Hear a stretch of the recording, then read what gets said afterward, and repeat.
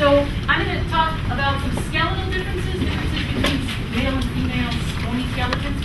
And it's important to realize that when we talk about these, that I'm not saying that men are taller than women on average, so then men have longer bones than women on average. When we say that there is a sex difference, an average sex difference, that would be between a man and a woman who are the same size. So these are differences between people that you think of between same-sized individuals, males and females.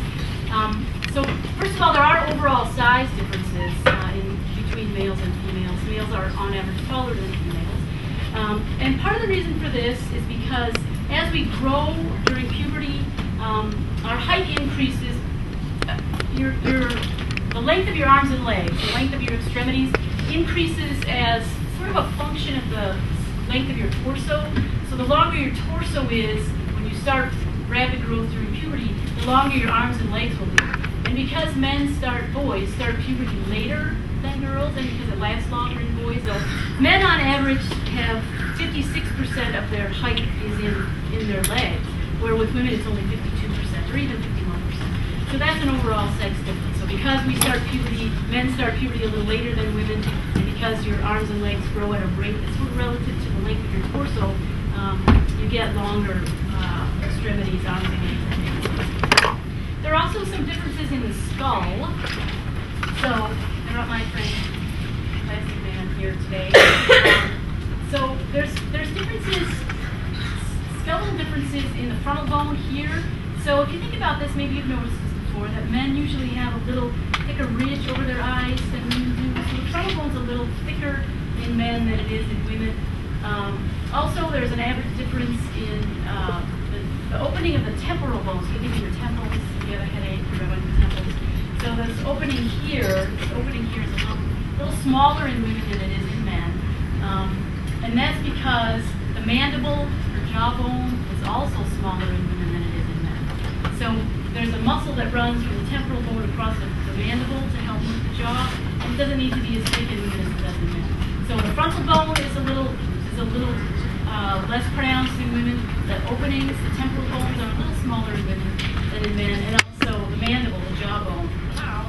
The other skeletal difference that you do see between males and females has to do with the bony pelvis. So here's the pelvis.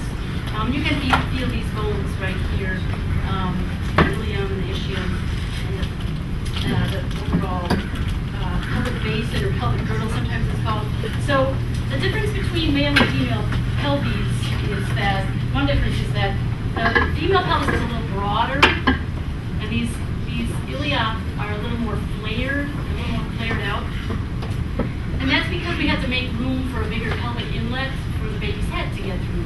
So there was evolutionary selective pressure on women to evolve bigger pelvic inlets to have babies' heads be able to get through without, hurting the baby and hurting the mom.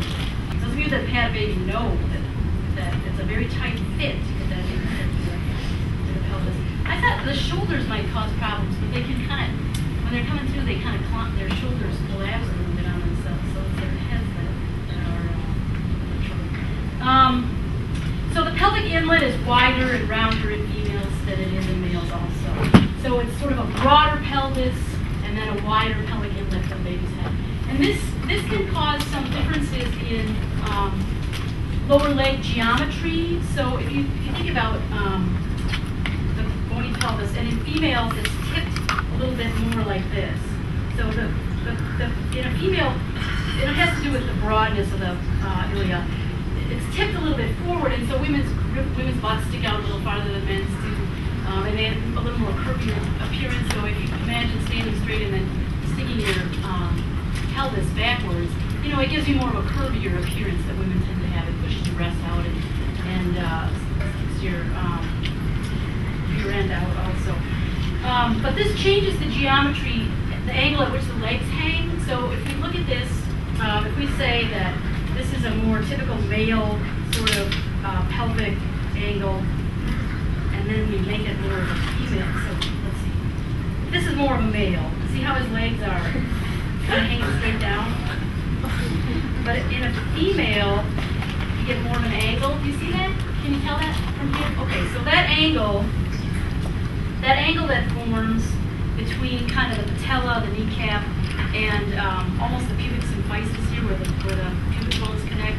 That angle that forms here is called the Q angle. So again, in men, if this was a male skeleton, it would be more like this, and in a female, it would be more like this. And you get more of that Q angle.